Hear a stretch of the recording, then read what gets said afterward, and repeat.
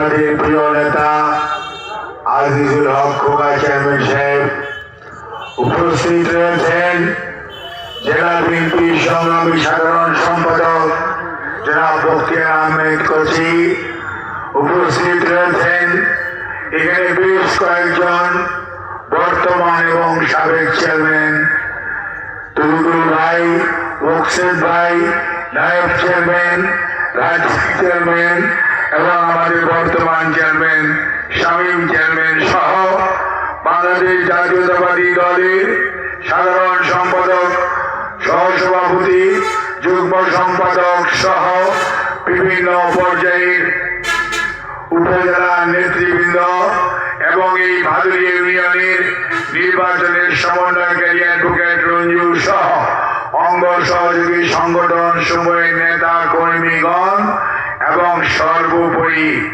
আমার মা বোনেরা যারা দীর্ঘ সময় যাবৎ অপেক্ষা করছেন, ধৈর্য ধরে বক্তব্য শুনছেন, ওনারা আর আমার মুরব্বিয়া এবং এলাকাবাসী ভাই ও বোনেরা, আসসালামু আলাইকুম, নমস্কার এবং জোহার।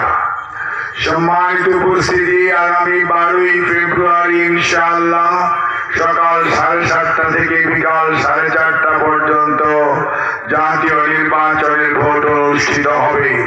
সেই ভোটে আপনি আপনার অধিকার প্রয়োগ করবেন, অর্থাৎ আপনি আপনার ভোট দিবেন।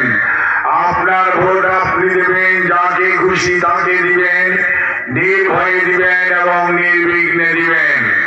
আজকে বাংলাদেশ জাতীয়তাবাদী দলের পক্ষ থেকে অর্থাৎ বিএনপির পক্ষ থেকে আমরা আপনাদের কাছে উদাত্ত কণ্ঠে আহ্বান জানাতে চাই, আগামী 12ই ফেব্রুয়ারি বিএনপি আপনাদের সমর্থন চায়। আগামী 12ই ফেব্রুয়ারি বিএনপি আপনাদের সহযোগিতা চায়। বিএনপি আপনাদেরকে বিনীত অনুরোধ করছে, আগামী 12ই ফেব্রুয়ারির জাতীয় নির্বাচনে আপনারা বিএনপির প্রতি ধানের শীষের পক্ষে আপনাদের রায় দিবেন এবং আপনাদের রায়ের মাধ্যমে জনাব তারেক রহমান বিএনপির নেতৃত্ব দিয়ে দেশ সেবা করার সুযোগ পাবে। আর আমি আপনাদের এই অঞ্চলের সন্তান, নবাবগঞ্জের মতিহারার ছেলে, আমি আপনাদের সমর্থন চাই, সহযোগিতা চাই, আপনাদের পাশে দাঁড়াতে চাই। সেই জন্য ধানের শীষের পক্ষে আপনাদের ভোট চাই। সম্মানিত উপস্থিতি, একমাত্র পারেন উপরে আল্লাহ রাব্বুল আলামিন, নিচে আপনারা এই দেশের মালিক। ওই দিয়ে আপনারা সিদ্ধান্ত নেবেন কাদেরকে আপনারা ভোট দিবেন, কাদেরকে আপনার সেবা করার সুযোগ দিবেন। কাজে আজকে আমরা আপনার কাছে বিনীতভাবে অনুরোধ করছি, আসুন ঐক্যবদ্ধ ভাবে আমরা ধানের শীষের পক্ষে রায় দিই এবং শহীদ জিয়ার গণদল, বেগম খালেদা জিয়ার গণদল, জনাব তারেক রহমানের দল বিএনপির হাতকে শক্তিশালী করি।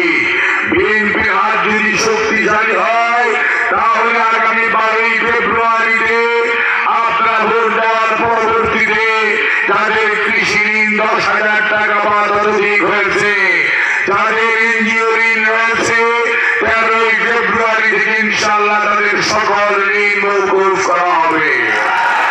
আর আপনারা মনে রাখবেন, আপনাদের আমাদের ছেলেমেয়েরা শিক্ষার পরে আজকে বেকার জীবন যাপন করছে।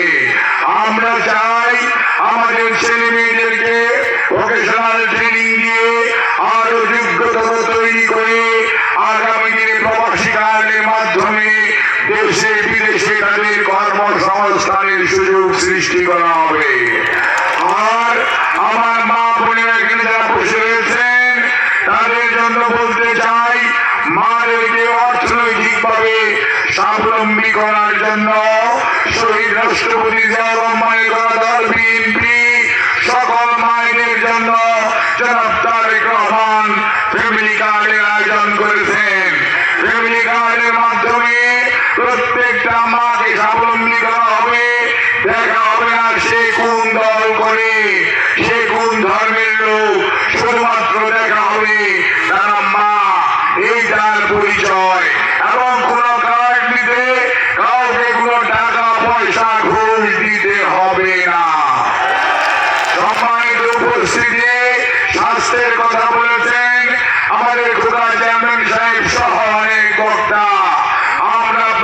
আশ্বস্ত করতে চাই, শুধু ঘোড়াঘাট, নবাবগঞ্জ, হাকিমপুর, বিরামপুর নয়, এই 18 লক্ষ মানুষ অধ্যুষিত এই এলাকায় বিশেষায়িত হাসপাতাল প্রতিষ্ঠা শুধু নয়, ডায়াবেটিক রোগীদের জন্য বিশেষ 100 শয্যা বিশিষ্ট হাসপাতাল এখানেই করা হবে এবং সেই সাথে বিশেষায়িত হাসপাতাল এমন ভাবে করা হবে যাতে করে আপনাদেরকে রংপুর, দিনাজপুর, বগুড়ায় কোথাও যেতে না হয়।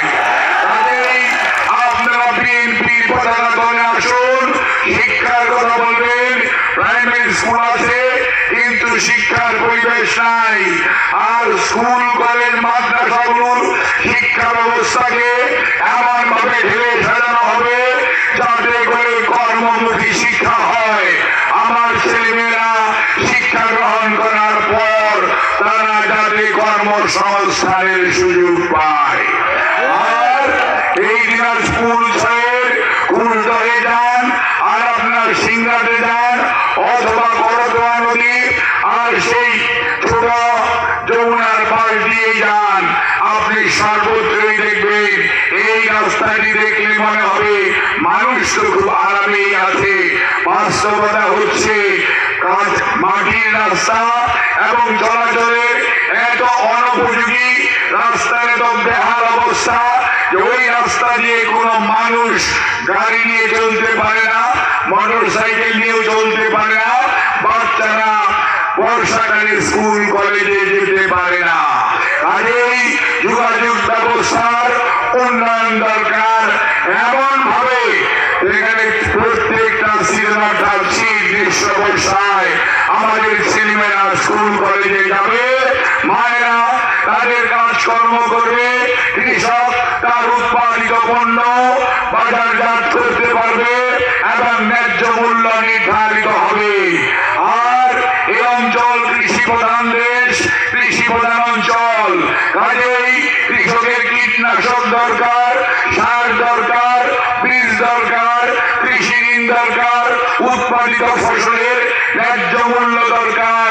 সেই জন্যই কৃষক কার্ড দেওয়া হবে যাতে করে কোনো দালাল লাগবে না, কোনো ফরিয়া লাগবে না, সার, বীজ এবং কীটনাশক আপনার কাছে পৌঁছে যাবে। ঋণের জন্য কোনো ধর্ণা দিতে হবে না, আপনার ঋণ আপনার কাছে বিকাশের মাধ্যমে পৌঁছে যাবে। অর্থাৎ এই বাংলাদেশই হবে এমন যেখানে সুশাসনের বাংলাদেশ থাকবে, ঘুষ থাকবে না, দুর্নীতি থাকবে না, অত্যাচার থাকবে না, নির্যাতন থাকবে না, দখলদারিত্ব থাকবে না, শুধুই থাকবে সুশাসন, থাকবে না কোনো বৈষম্য। দেখা হবে না আপনি হিন্দু না মুসলমান, দেখা হবে না আপনি আদিবাসী না বাঙালি, দেখা হবে আপনি বাংলাদেশি। এই পরিচয়েই শুধুমাত্র আপনার একটি মাত্র পরিচয়, ধর্ম যার যার, রাষ্ট্রটি সবার, এই পরিচয়ে এগিয়ে যাবে এই বাংলাদেশ। কাজেই মনে রাখতে হবে জাতীয় নির্বাচনে সাদা রঙের ব্যালট হবে, সেই ব্যালটে ধানের শীষের প্রতীক থাকবে।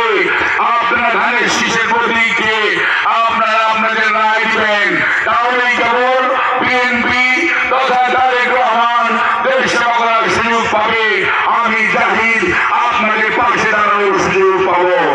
সম্মানিত ভোটার ভাই ও বোনেরা, একটা কথা বলে আমি আমার বক্তব্য শেষ করবো, সেটি হচ্ছে ওই দিন গণভোট অনুষ্ঠিত হবে, গোলাপি রঙের ব্যালট পেপার থাকবে, সেখানে হা বা না লেখা থাকবে।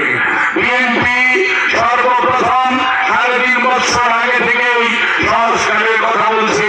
বিএনপি বলেছে আগামীতে প্রধানমন্ত্রী 10 বছরের বেশি কেউ থাকবে না। বিএনপি বলেছে উচ্চ কক্ষ নিম্ন কক্ষ থাকবে সংসদে। বিএনপি বলেছে নিরপেক্ষতার সরকারের অধীন জাতীয় নির্বাচন হবে। অর্থাৎ বিএনপি সংস্কারের ভিতর দিয়ে গড়ে ওঠা দল।